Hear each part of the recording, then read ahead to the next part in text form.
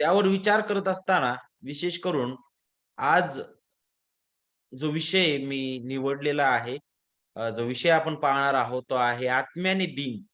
आणि ज्यावेळेस आपण याबद्दल विचार करतो तर सगळ्यात अगोदर मत्ते याचा 5वा अध्याय याचा जर आपण पार्श्वभूमी बघितली, तर आपल्याला पाहायला भेटतं, की त्या ठिकाणी ख्रिस्त जो आहे, तो एका डोंगरावर आहे आणि त्या ठिकाणी त्याचे शिष्य समोर आहेत आणि मोठा लोकसमुदाय त्याच्या समोर आहे आणि आपल्याला पाहायला भेटतं, की त्या ठिकाणी असताना त्याने काय केलं, एका उंच ठिकाणी जाऊन तो बसलेला आहे.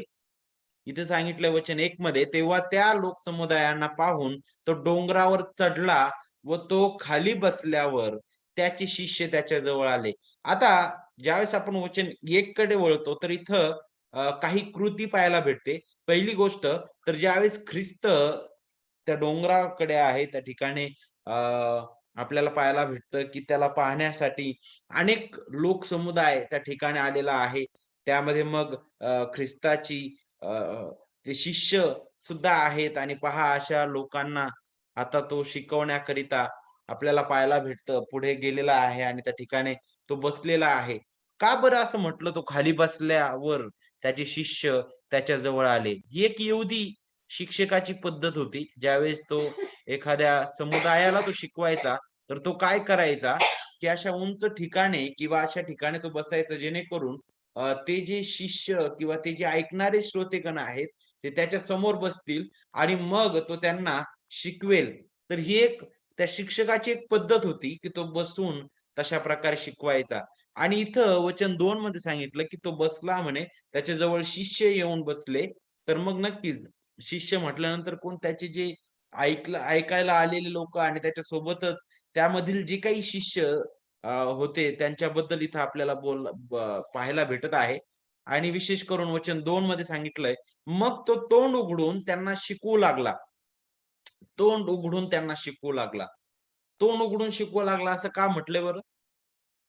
तोंड उघडून शिकवू लागला याचा अर्थ हाच आहे, की तो आता त्यांना मोठ्याने उंच आवाजात तो त्यांना काय करत होता, शिकवत होता. जेणेकरून तो जो मोठा लोकसमुदाय आहे, त्यांना त्यांच्यापर्यंत तो पूर्णपणे आवाज जाईल. आणि तो शिकवत असताना आपल्याला पाहायला भेटतं अध्याय 5 ते अध्याय 7 जवळ-जवळ ह्या 3 अध्यायामध्ये आपल्याला पाहायला भेटतं, की त्याने दिलेली शिकवण अगदी आपल्याला तिथं शिकायला भेटतं आणि खऱ्या अर्थाने या अध्यायांना डोंगरावरील उपदेश सुद्धा म्हटलं जातं किंवा डोंगरावरील धन्य वचन अशा प्रकारे सुद्धा काही जे शिक्षक वर्ग आहे ते त्याला संबोधतात आणि सगळ्यांच्या परिचित हा संदर्भ आहे, ज्याच्यामध्ये विश्वासणाऱ्याचं जीवन काय आहे? खरे विश्वासणाऱ्या या नात्याने आपल्याला त्याच्याबद्दल तो पूर्णपणे मार्गदर्शन करत आहे. त्यामध्ये मग विश्वासणारा म्हणून जर आपल्याला उभं राहायचं आहे, तर खऱ्या अर्थाने त्या विश्वासणाऱ्याची सुरुवात काय आहे? खरा विश्वासणारा म्हणून आपण कधी उभं राहू शकतो?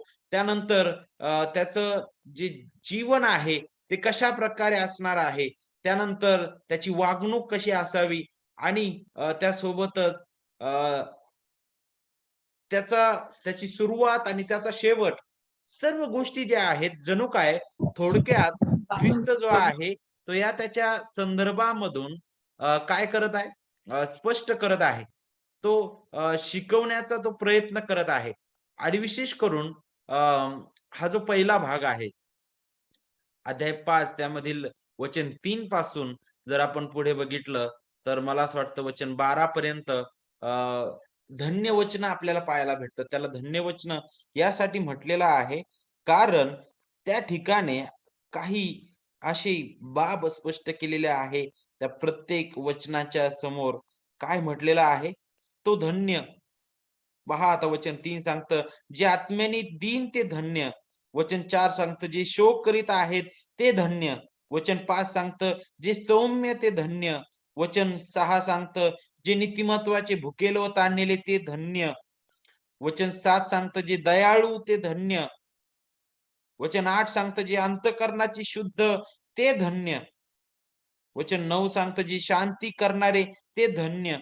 वचन 10 सांगतं, "नीतिमत्वाकरिता ज्यांचा छळ झाला आहे ते धन्य." बघा, वारंवार ते धन्य, धन्य, धन्य हा शब्द पाहायला भेटतो आणि म्हणूनच या भागाला, या संदर्भाला धन्यवाद किंवा धन्यवचन सुद्धा म्हटलं जातं.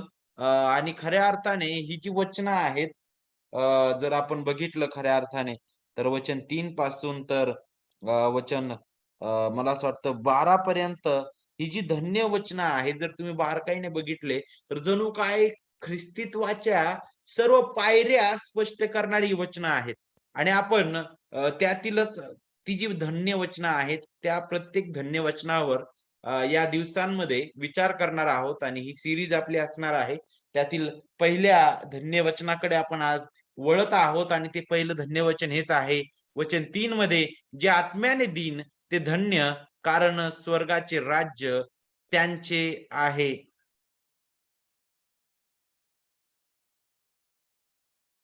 काय आहे ही दीनता? कशाबद्दल ख्रिस्त बोलत आहे? आत्म्याने दीन म्हणजे काय आहे? हिंदीमध्ये जो मन के दीन है अशा प्रकारे म्हटलेलं आहे आणि इंग्लिशमध्ये पुअर इन स्पिरिट. काय आहे ही दीनता? काय आहे मनाची दीनता, आत्म्याची दीनता कशाबद्दल बोललं जात आहे? जर आपण हा संदर्भ आपल्याला समजून घ्यायचा आहे, तर विशेष करून आपण आजच्या या उपदेशामध्ये आपण 3 महत्त्वाच्या मूलभूत ज्या पायऱ्या आहेत किंवा 3 महत्त्वाची जी सत्य आहेत, ते आपण पाहणार आहोत. त्यामधील पहिलं सत्य आपण पाहणार आहोत, ते म्हणजे आता दीनतेबद्दल विचार करत असताना आपण काही दृष्टिकोन पाहू. त्याच्यामधील पहिला दृष्टिकोन म्हणजे जगाच्या दृष्टीने दीनता म्हणजे काय आहे? जर आपण जगाच्या दृष्टीने दीनतेबद्दल विचार केला, तर खऱ्या अर्थाने जगाच्या दृष्टीने दीन होणं म्हणजे काय आहे? त्याच्याबद्दल अगोदर आपण विचार करू. जर तुम्ही जगातील एखाद्या व्यक्तीला जर तुम्ही विचारलं, "का रे बाबा, दारिद्र्य म्हणजे काय आहे?" नाही का? किंवा अतिगरिबी, दारिद्र्य किंवा दीनता म्हणजे काय आहे? तर त्याच्या तोंडातून 3 कदाचित महत्त्वाचे शब्द निघतील. त्यामधील पहिला शब्द हे निघल, की दारिद्र्य म्हणजे दरिद्री असा व्यक्ती ज्याच्या मागे कुटुंबाचा कोणताच आधार नाही. त्याला मागं कुटुंबच नाही. कौटुंबिक दारिद्र्य. दुसरं बाब तो हे सांगल, की सामाजिक म्हणजे समाज सुद्धा त्या व्यक्तीच्या मागे उभा नाही. आणि तिसरी बाब तो सांगेल, की आर्थिक म्हणजेच त्याच्याकडे एकही पै नाही, जेणेकरून तो स्वतःच्या गरजा पूर्ण करू शकेल. एक वेळेचं अन्न सुद्धा तो खाऊ शकेल आणि असा व्यक्ती आपण कदाचित काय म्हणू शकतो दारिद्र्याने तो दरिद्री आहे आणि मला असं वाटतं, की असं चित्रण जगाचं आहे दीनतेबद्दल. जगाच्या दृष्टीने दीनता म्हणजे ही आहे आणि आपल्याला पाहायला भेटतं जर आणखी जर आपण पवित्र शास्त्रामधून उदाहरण घेतलं, तर मला असं वाटतं लोकऋषी वर्तमान याचा 16व्या अध्यायामध्ये मला असं वाटतं, की 18व्या अध्यायामध्ये सांगितलंय दरिद्री लाजर म्हटलेलं आहे नाही का? श्रीमंत व्यक्ती आणि दरिद्री लाजर. का बरं त्याला दरिद्री म्हटलेलं आहे? कारण त्याच्याकडे काहीच नव्हतं. काहीच नव्हतं. त्याच्या मागे पण कुणी नव्हतं. त्याच्याकडे पैसा नव्हता. सामाजिक रीतीने कुणीच त्याच्या मागे नव्हतं आणि अशा स्थितीमध्ये त्याची अवस्था ही होती, की तो श्रीमंत जे खात आहे, त्यातून काही उष्ट पडलं, तर ते मी खाईल.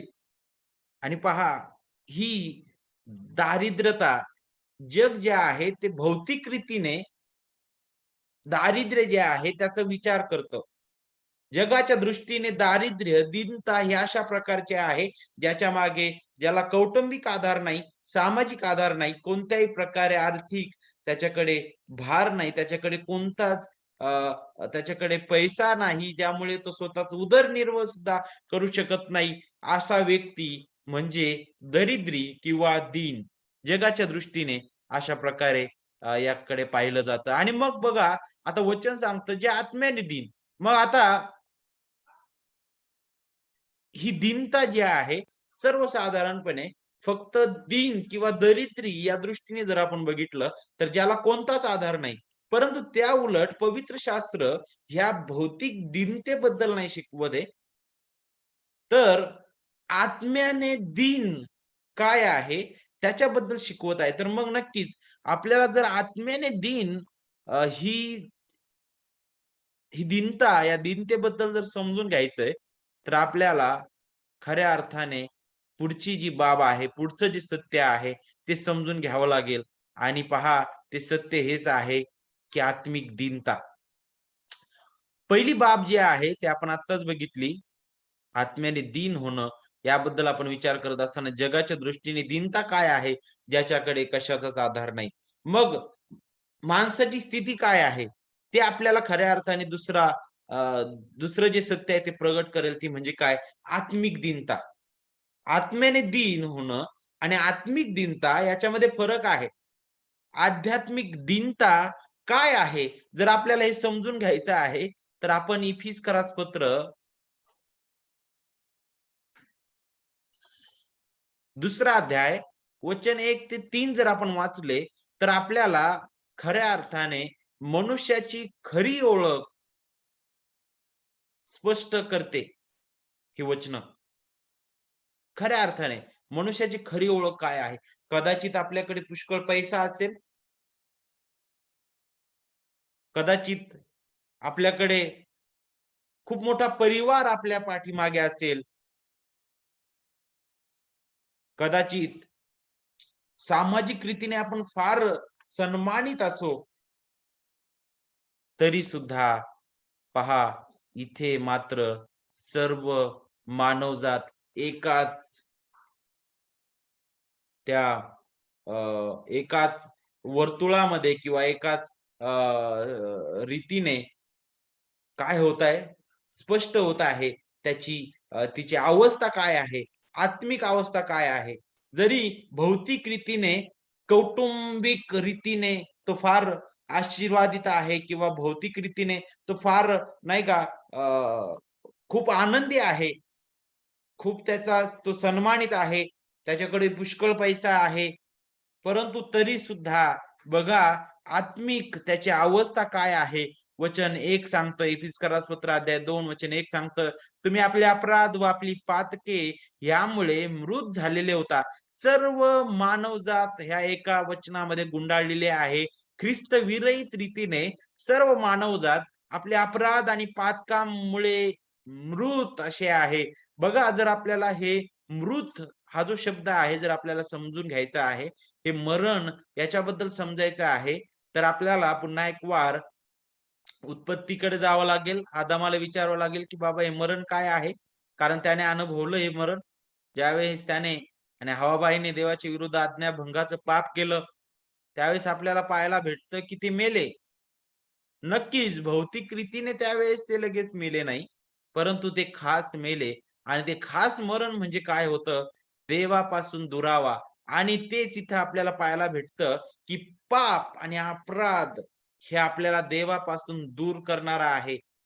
हे मरण भयंकर आहे, जे देवाच्या कृपेपासून दूर करणारं आहे. आणि पहा, पुढे आपल्याला पाहायला भेटतं, की इथं काय सांगितलं, त्या पातकामध्ये तुम्ही पूर्वी चालत होता. त्या पातकांमध्ये पूर्वी चालत होता. जणू काय त्या पापीपणाची सवय अंगवळणी मनुष्याच्या असते, नाही का पूर्णपणे लहानपणापासूनच. तर जोपर्यंत खऱ्या अर्थाने देवाची कृपा त्याच्यावर होत नाही, देवाच्या कृपेने, त्या महान सुवार्तेने त्याचं तारण जोपर्यंत होत नाही, तोपर्यंत त्याची अवस्था अशीच आहे. तो पूर्णपणे पातकांमध्येच चालतो. पुढे काय सांगितले, या जगाच्या रहाटीप्रमाणे अंतरिक्षातील राज्याचा अधिपती ह्याच्या म्हणजे आज्ञा मोडणाऱ्या लोकात आता कार्य करणाऱ्या आत्म्याचा अधिपती ह्याच्या धोरणाप्रमाणे चालत होता. पहा, ही गुलामगिरीबद्दल मार्गदर्शन करतंय. पाप हे मनुष्याला गुलामगिरीमध्ये घेऊन जाणारं आहे. पाप त्याचा परिणाम काय आहे? त्याचा परिणाम हा आहे, की अगोदर ज्यावेळेस आदाम हवेने पाप केलेलं नव्हतं, तोपर्यंत ते देवाची सहभागिता उपभोगत होते. देव त्यांच्यासमोर यायचा, बोलायचा, त्यावेळेस ते त्याच्यासोबतची ती सहभागिता, त्याचा आनंद ते घ्यायचे. परंतु ज्यावेळेस त्यांनी आज्ञाभंगाचं पाप केलं, त्यावेळेस मात्र ते देवापासून पळायला लागले. ते स्वतःचे पाप झाकण्याचा प्रयत्न करायला लागले. त्यांना लाज वाटायला लागली. त्यांना भीती वाटायला लागली. ते एकमेकांवर आरोप करायला लागले आणि पुढे आपल्याला पाहायला भेटतं, की ते देवापासून दूर जायला लागले आणि स्वतःच्या कृत्यांवर अवलंबून राहून स्वतःची नग्नता, स्वतःचं पाप झाकण्याचा ते प्रयत्न करायला लागले. आणि पहा, आपल्याला पाहायला भेटतं, की देव अति पवित्र आहे. तो महान सामर्थी प्रभू आहे. असा हा पवित्र सर्व सामर्थी देव, त्या पवित्र देवासमोर आपण जे पापी भ्रष्ट लोक आहोत, ते आपण आपलं पाप घेऊन स्वतःच्या बलाने आपण कधीच उभं राहू शकणार नाही. तुम्ही म्हणाल, की नाही बाबा आम्ही भौतिक रीतीने फारच नैतिक आहोत, नाही का? फारच आम्ही चांगलं वागतो, आम्ही खोटं बोलत नाही, आम्ही सगळं काही करतो. पण तरी सुद्धा लक्षात घ्या, जर आपण आपलं जीवन ख्रिस्तविरहित आहे, तरी आपली ती सत्कर्म, आपलं ते चांगलं वागणं, आपलं ते सर्व काही घाणेरड्या चिंधीप्रमाणे म्हणतं बायबल. का बरं? कारण आपण स्वभावतःच पापी म्हणून जन्मास येतो. त्या आदामामध्ये सर्वांनी पाप केलं आहे. देवाचं वचन सांगतं. पहिल्या आदामामध्ये. आणि आपल्याला पाहायला भेटतं मग त्याचा परिणाम काय आहे? नक्कीच खास मरणं हा परिणाम आहे. पुढं काय सांगितलं त्या लोकात आपणही सर्व पूर्वी आपल्या दैहिक वासनांना अनुरूप असे वागलो. आता पाऊल स्वतःला देखील तिथे घेतो आणि तो म्हणतो, की आपणही म्हणजे आपण सर्वच त्यामध्ये आलो, की पूर्वी वागलो म्हणे. आपल्या देहाच्या व मनाच्या इच्छेप्रमाणे आम्ही करत होतो म्हणे. काय? काय आहे? पाप तुम्हाला नेहमी देहाची आणि मनाची इच्छा पूर्ण करायला भाग पाडतं. का बरं? तुम्ही त्या पापाचे गुलाम होता आणि पूर्णपणे तुम्ही देहाची आणि मनाची इच्छा पूर्ण करण्यासाठी तुम्ही स्वतःला वाहून देता. आणि पुढे काय सांगितलंय? स्वभावता इतरांप्रमाणे क्रोधाची प्रजा होतो. बघा, पापाचा परिणाम काय आहे? देवाच्या क्रोधाची प्रजा होतो. किती भयंकर ही गोष्ट आहे. देवाच्या क्रोधाची प्रजा असणं. देवाच्या प्रिय जर देवाच्या क्रोधाची झलक तुम्हाला पाहायची आहे, तर तुम्ही उत्पत्तीच्याच पुस्तकाचा अभ्यास करा. त्या ठिकाणी तुम्हाला समजेल, की त्या जिवंत देवाने 6 दिवसामध्ये सर्व काही निर्माण केलं आणि त्या प्रभूनेच ज्यावेळेस मानवाची दुष्टाई वाढली, त्यावेळेस जलप्रलयाने सर्व मानवजातीला नष्ट केलं आणि त्यातील नोहा आणि त्याच्या कुटुंबाला वाचवलं. पुढे सदोम आणि गमोरा त्या शहरांबद्दल विचार करा. त्या शहरांना देखील त्याने क्षणात नष्ट केलं. किती भयंकर आहे देवाच्या क्रोधाच्या हाती पडणं. देव सर्व सामर्थ्य आहे. देवाच्या प्रिय लेकरांनो, त्याच्या त्याच्या क्रोधाची तीव्रता जी आहे, ती जर तुम्हाला समजून घ्यायची, तर तुम्ही त्या जलप्रलयाची आठवण करा. ते अगदी छोटीशी झलक आहे. अगदी छोटीशी झलक आहे. मग विचार करा, तो किती भयंकर क्रोधिष्ट होणारा आहे. तो महान सर्व सामर्थी देव आहे. जर तुम्ही सूर्याचा विचार केला, तर सूर्य देवाने अशा एका स्थितीमध्ये, अशा एका अंतरावर ठेवलेला आहे, जेथून तो मनुष्याला ऊर्जा पण देतो, नाही का?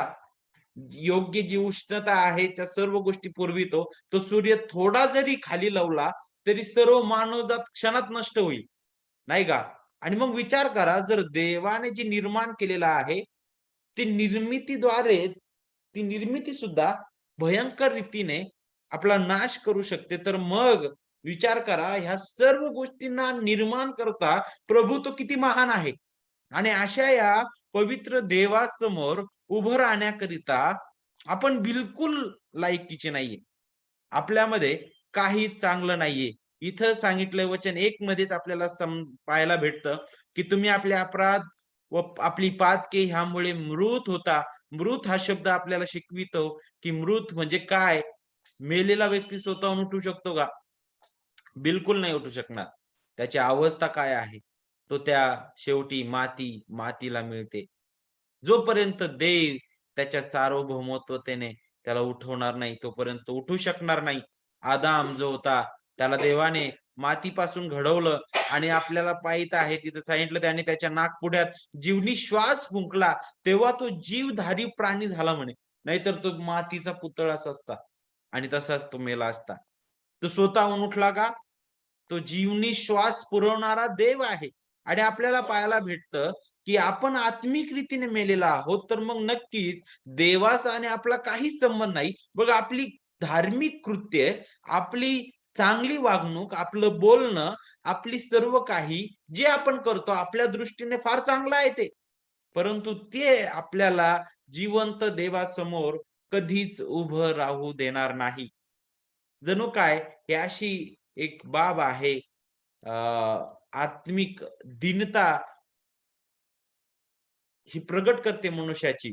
तुमच्याकडे भौतिक रीतीने सर्व बाबी असतील, तुमच्याकडे कुटुंब तुमचं मोठं असेल, तुम्ही सामाजिक रीतीने फार प्रबळ आणि फार सन्मानित असाल, तुमच्याकडे पुष्कळ पैसा असेल, परंतु तरी सुद्धा जर ख्रिस्त नाही, तर तुमची अवस्था अशा प्रकारची आहे.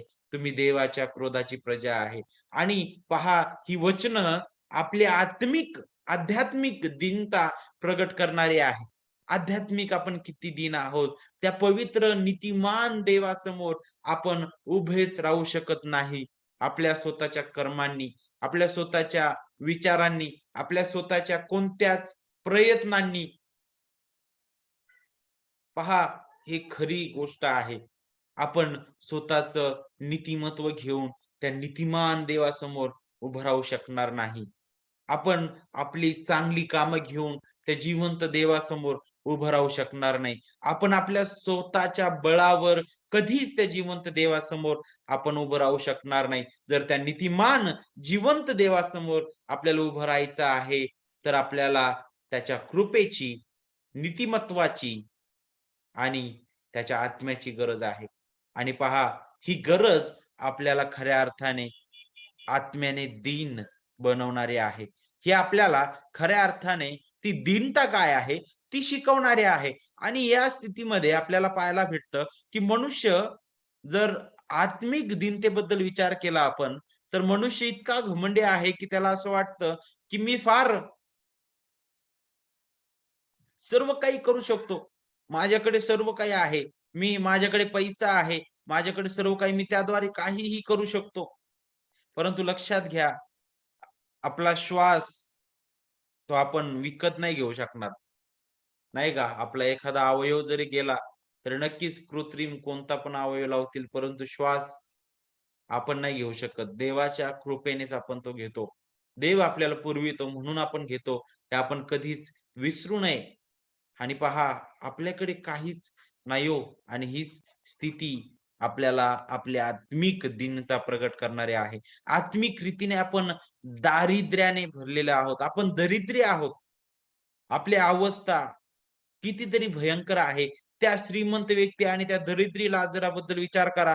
हा जो दरिद्री लाजर होता, तो भौतिक रीतीने त्याच्याकडे काहीच नव्हतं. त्याच्याकडे कुटुंब नव्हतं, त्याच्याकडे पैसा नव्हता, सामाजिक त्याच्याकडे कोणता सन्मान नव्हता. परंतु तो त्या श्रीमंत व्यक्तीपेक्षाही आत्मिक रीतीने आपल्याला पाहायला भेटतं. तो फारच श्रीमंत होता. का बरं? कारण ख्रिस्त त्याच्याकडे होता. हे आपल्याला तिथं शिकायला भेटतं. आणि पहा देवाच्या प्रिय लेकरांनो, ज्यावेळेस आपण खऱ्या अर्थाने आपली आध्यात्मिक दीनता समजून घेऊ, त्यावेळेस आपल्याला आत्म्याने दीन होणं काय आहे ते समजेल आणि आपल्याला तिसरा जो आपलं जे सत्य आहे, ते सत्य आपल्याला शिकवेल, की मग आत्म्याने दीन होणं काय आहे. आत्मिक दीनता आणि आत्म्याने दीन यामध्ये फरक आहे देवाच्या प्रिय लेकरांनो. तिथं असं सांगितलं नाही, की आत्मिक दीन ते धन्य किंवा दीन ते धन्य. नाही, नाही, नाही. तर अ, अगदी सरळ रीतीने आपल्याला इथं हे शिकायला भेटतं, की आत्म्याने दीन आणि जर आपण असं म्हटलो, की मग फक्त दीन जर म्हटलो, तर मग कदाचित जे पैशावाले आहेत, काही असे आहेत ज्यांच्याकडे पैसा सर्व काही आहे, सर्व पुरवठा आहे. परंतु नक्कीच जर देवाच्या योजनेने ते निवडलेले आहेत, तर ते तारले जातील, नाही का? मग इथे कुठंच भौतिक दीनतेबद्दल नाही शिकवलेलं. तर आत्म्याने दीन होणं म्हणजे काय आहे? हे आत्म्याने दीन होणं हे आत्मिक दीनतेपेक्षा अनमोल आशीर्वाद आहे आणि हे पूर्णपणे देवाचं कार्य आहे. कशाप्रकारे बरं? हे कधी समजेल आपल्याला?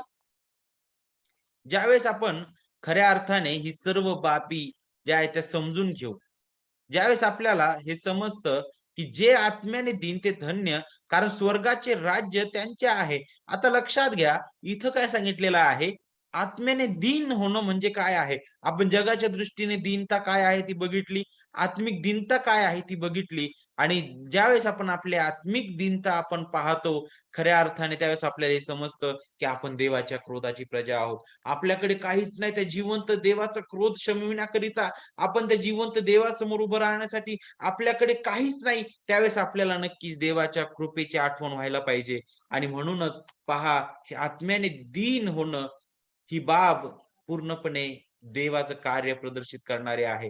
ही बाब आपल्याला हे शिकवणारे आहे, की माझ्यामध्ये काहीच नाहीये. मी जे काही आहे, जो काही आहे, तो केवळ आणि केवळ देवाच्या कृपेने आहे.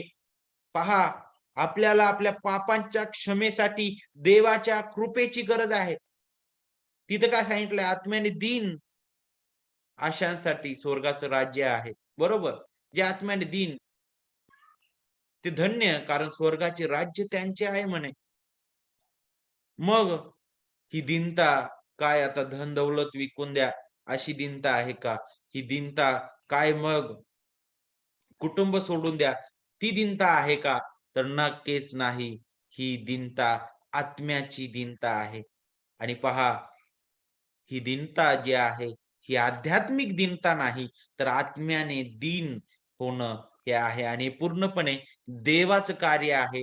त्याच्याबद्दलच आपल्याला मग इपिस्करास पत्र 2रा अध्याय त्यातील जी पुढची वचनं आहेत, वचन 4 पासून पुढे आपल्याला पाहायला भेटतं, जिथं देवबाप म्हणतो, तिथं आपल्याला पाऊल पुढे शिकवितो, की तरी देव दयासंपन्न आहे, म्हणून त्याने आपल्याला काय केलं नाही म्हणे, तशा अवस्थेमध्ये सोडलं नाही म्हणे, तर त्याच्या प्रिय पुत्राठायी त्याने आपल्याला काय केलंय?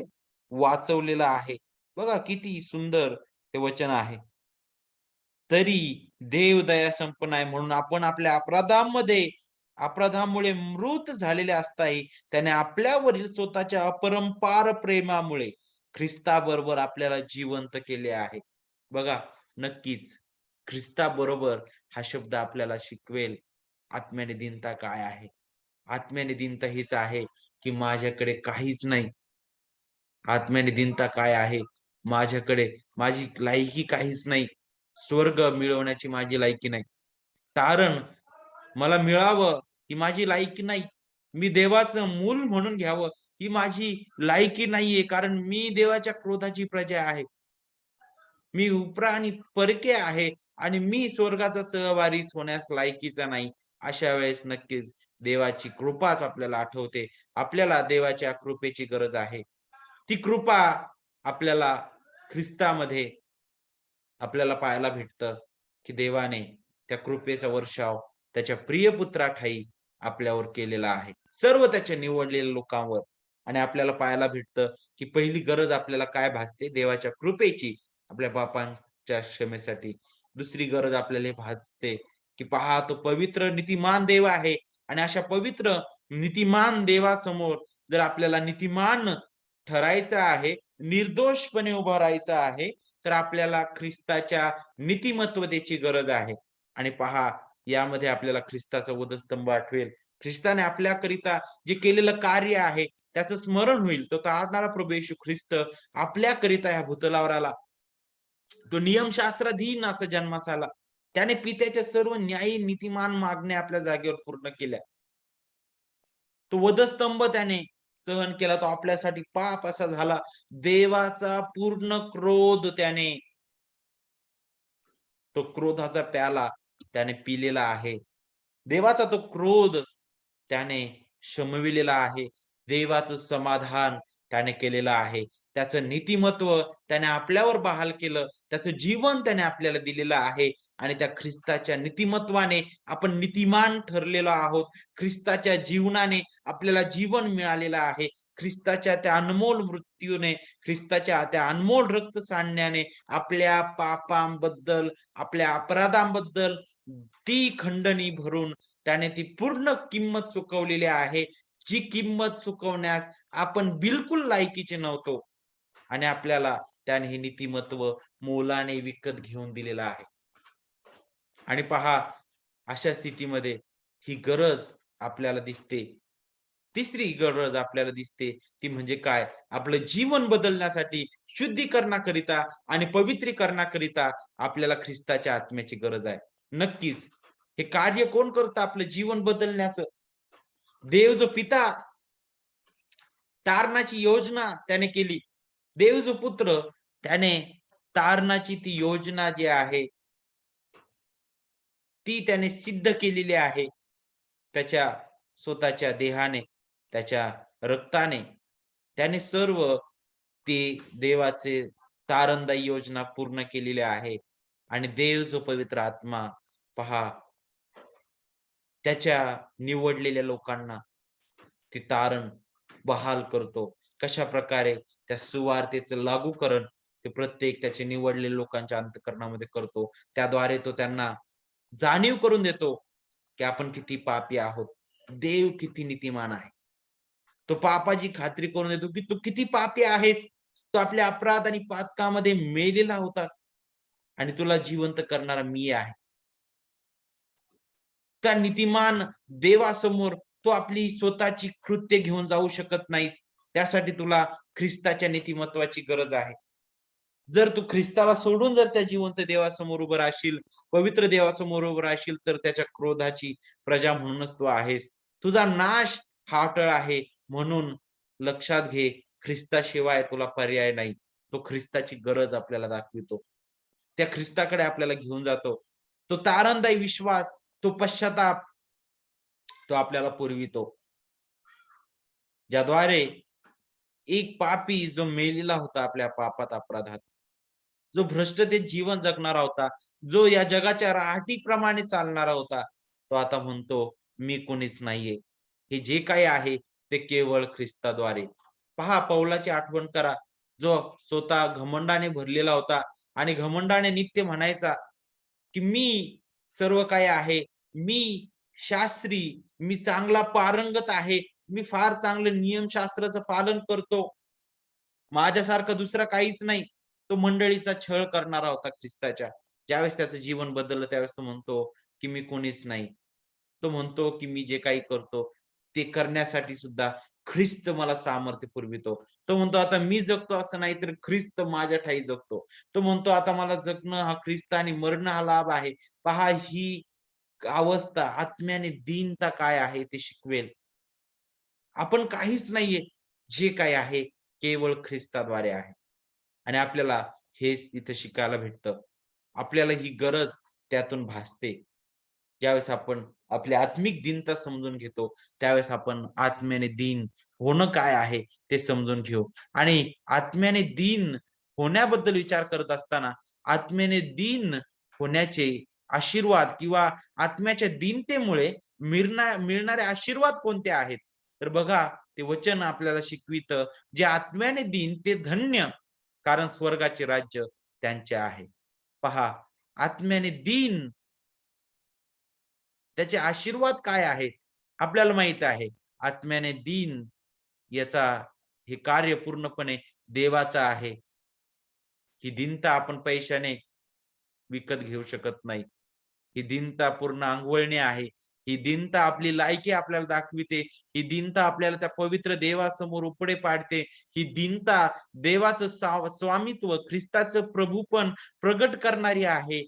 देवाचं गौरव प्रगट करणारी आहे. ही दीनता आपल्याला नित्य नमवणारी आहे, की प्रभू मी काहीच नाही. माझी लायकी काहीच नाही. माझ्यामध्ये चांगलं असं काहीच नाही. जे काही आहे केवळ तुझ्या कृपेने, तुझ्या प्रिय पुत्राच्या ठायी मला मिळालेला आहे. मग काय धन्यता आहे? ती धन्यता हीच आहे, की अगोदर मी परका होतो, आता मी देवाचं लेकरू म्हणून त्याच्या समोर येत आहे. ती धन्यता काय आपल्याला मिळालेली आहे? अगोदर मी देवाच्या क्रोधाची प्रजा होतो, आता त्याची स्वतःची प्रजा मी झालेलो आहे. ती धन्यता आपल्याला काय मिळालेली आहे? ती धन्यता हीच आहे, की पहा, हे तारण मला केवळ कृपेने, केवळ विश्वासाच्या द्वारे, केवळ तारणाऱ्या प्रभू येशू ख्रिस्तामध्ये मिळालेले आहे. हे माझ्या हातून मला मिळालेलं नाही. हे केवळ देवाच्या कृपेचं कार्य आहे. देवाच्या गौरवास्तव आहे. ही धन्यता काय आहे? आता मी जगतो असं नाही, तर ख्रिस्त माझ्या ठायी जगतो. ही धन्यता कशाची आठवण करून देते? मला तर जगणं हा ख्रिस्त आणि मरणं हा लाभ आहे. दुसरा आशीर्वाद आपल्याला यातून पाहायला भेटतो, तो म्हणजे काय? सार्वकालिक जीवन. आत्म्याच्या दीनतेमुळे सार्वकालिक जीवन, स्वर्गाचं राज्य त्यांचं आहे. तारणाबद्दल हे आठवण करून देणार आहे पुन्हा एक वार. हे तारण केवळ देवाच्या कृपेने आहे. ते तारण मिळवण्यास आपण बिलकुल पात्र नव्हतो. आपल्यामध्ये कोणतं चांगुलपण नव्हतं. आपल्यामध्ये कोणतीच आपली लायकी नव्हती. परंतु खरंच आपण प्रभूला धन्यवाद देऊ. त्याची उपकार स्तुती करू, की त्याच्या कृपेने आम्ही त्याने आम्हाला ही दीनता शिकवलेली आहे. आम्हाला त्यामुळेच समजलं देवाची कृपा काय आहे. त्यामुळेच आम्हाला ख्रिस्ताची गरज समजलेली आहे. त्यामुळेच आम्हाला देव जो पवित्र आत्मा जो आम्हामध्ये वास करतो, जो आम्हाला आमचं पवित्रीकरणाकरिता, ख्रिस्ताची उणीव भरून काढण्याकरिता, त्याच्या वचनामध्ये समर्पित करण्याकरिता देवाने दिलेला आहे. त्यावेळेस आपल्याला समजतं, की मी कोणीच नाही, जे काही आहे केवळ ख्रिस्त, केवळ ख्रिस्त. आणि म्हणून देवाच्या प्रिय लेकरांनो, या विषयाच्या शेवटी येत असताना खऱ्या अर्थाने आपल्याला मग लागूकरण काय आहे? तर आपल्याला हेच यातून लागूकरण आहे. ते म्हणजे त्याच्या कृपेने आपण तारले गेलेलो आहोत. ख्रिस्तामध्ये आपण तारले गेलेलो आहोत. तर आपलं जीवन पहा, त्याला संतोष होईल असं नित्य जगा. ख्रिस्त जगा, ख्रिस्त शिका, ख्रिस्ताची घोषणा करा आणि ख्रिस्तालाच गौरवा. त्याच्या सुवार्तेचं नित्य मनन करत राहा. नित्य नम्रतेने प्रभूच्या हाती पडा आणि खऱ्या अर्थाने याबद्दल नित्य धन्यवाद देत असा. देवबाप तुम्हाला हे वचन समजण्याकरिता आणि विशेष करून या वचनांप्रमाणे आचरण करण्याकरिता त्याची कृपा आणि दया तो पुरवून पुढे